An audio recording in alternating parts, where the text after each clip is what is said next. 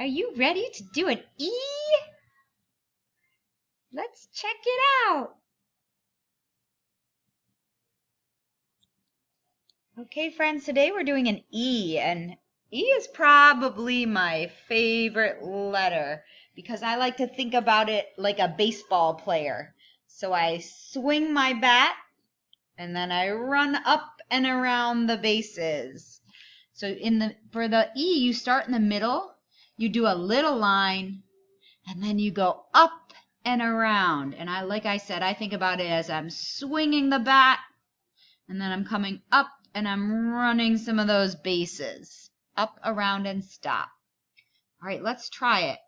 For our uppercase E, it's a frog jump. Down, jump, line, line, line.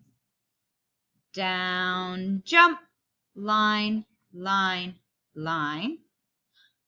Down, jump, line, line, line. Good. Now your lowercase e starts in the middle. So make sure you start in the middle of the line, right in the middle. You do a little line, swing that bat, run up and around the bases. Make sure you bump the lines.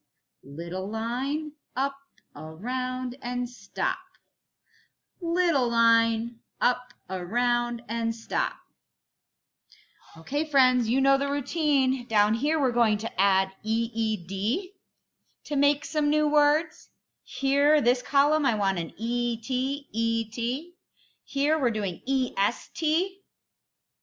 And at the end, we're doing ED. And of course, when you're finished writing all those words, I'd like you to read them to someone at home.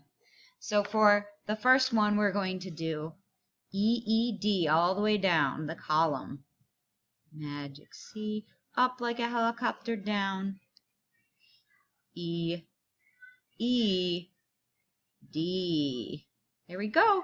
And then I like to read them as I go. So once I'm done with the column, I'll read it. Need, seed, bleed. Then I'll do my next part. Good luck, friends. Have fun with the E.